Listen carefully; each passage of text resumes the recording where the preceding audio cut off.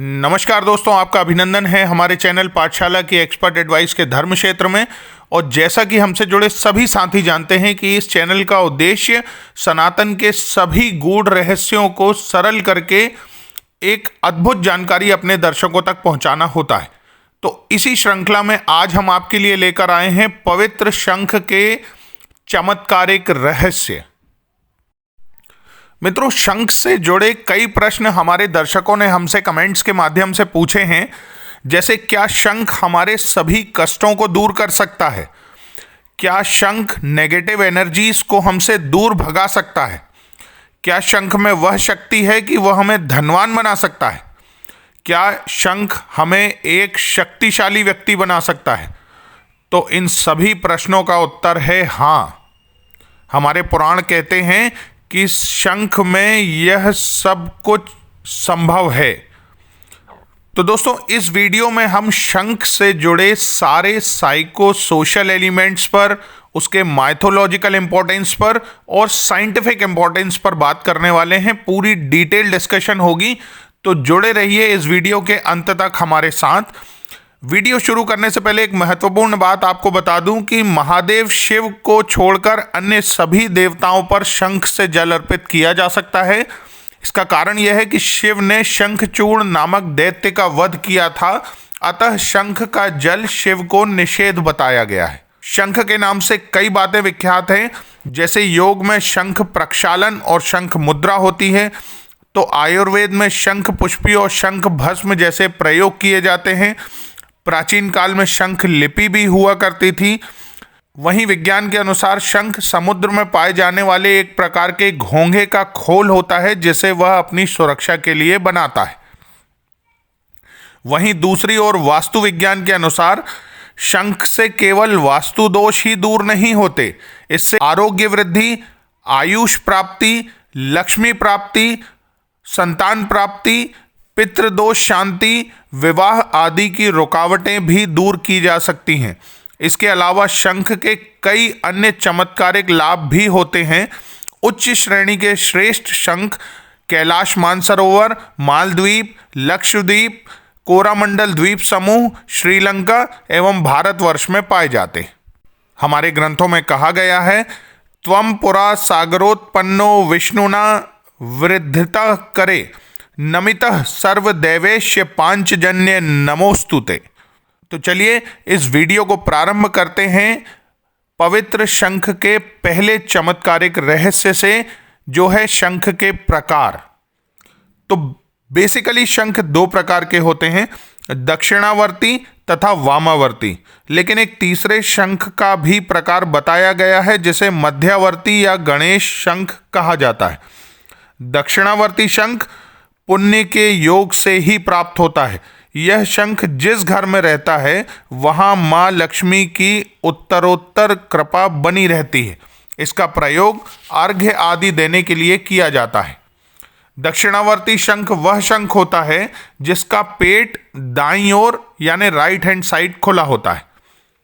इसकी स्थापना यज्ञोपवीत पर करनी चाहिए। शंख का पूजन केसर युक्त चंदन से किया जाना चाहिए। प्रतिदिन नित्य क्रिया से निवृत्त होकर शंख की धूप, दीप, नैवेद्य, पुष्प आदि से पूजा की जानी चाहिए तथा उस पर तुलसी दल अर्पित करना चाहिए। वामावर्ती शंख वह शंख होता है जिसका पेट लेफ्ट हैंड साइड यानी बाईं ओर खुला होता है। इसमें बजाने के लिए एक छिद्र होता है। इसकी ध्वनि से रोगोत्पादक कीटाणु कमजोर पड़ जाते हैं। शंख के पूजन के लिए कहा गया है, प्रथम प्रहर में पूजन करने से मान सम्मान की प्राप्ति होती है।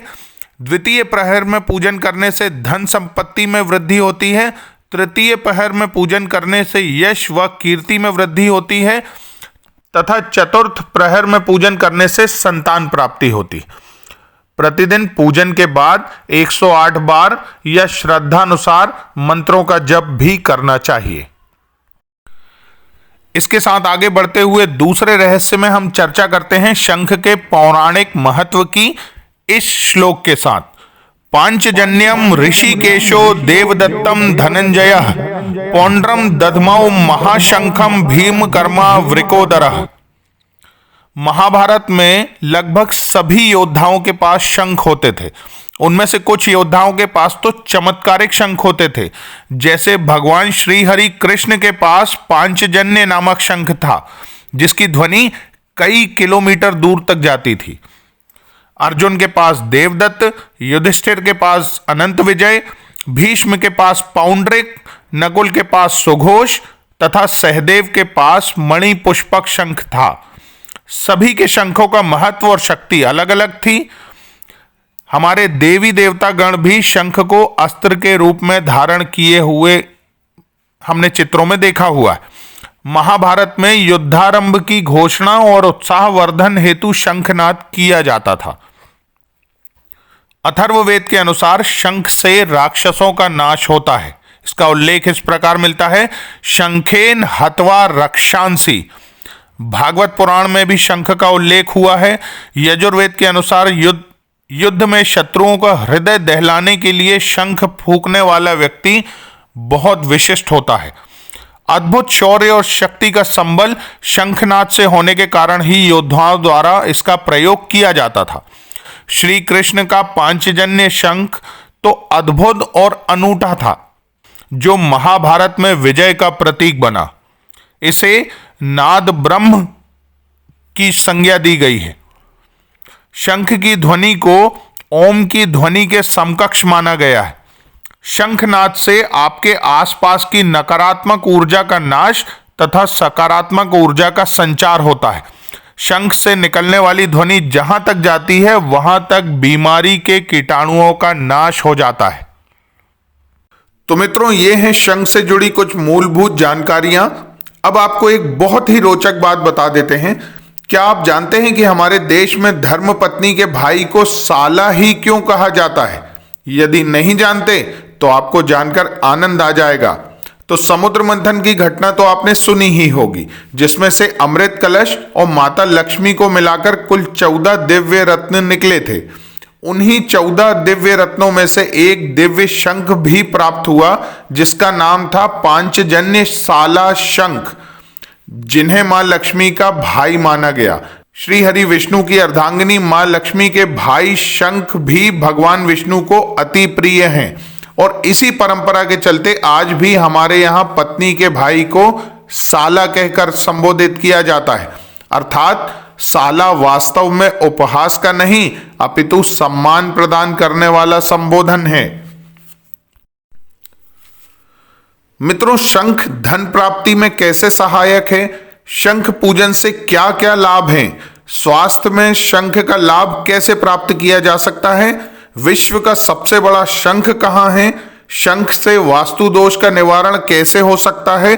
तथा कुछ विशेष शंख एवं उनके प्रयोग जैसे अनेक महत्वपूर्ण तथ्यों को जानने के लिए अवश्य देखिए श्रृंखला का दूसरा और अंतिम भाग, जिसका लिंक शीघ्र ही आपको डिस्क्रिप्शन बॉक्स में मिल जाएगा। और यदि आपने अभी तक चैनल को सब्सक्राइब नहीं किया है तो अभी कर लीजिए। अच्छी और अद्भुत जानकारियां आसानी से आपको मिलती रहेंगी। अब मुझे अनुमति दीजिए, मैं आपसे शीघ्र मिलूंगा कुछ और अद्भुत जानकारियों के साथ। तब तक के लिए ओम नमो भगवते वासुदेवाय नमः।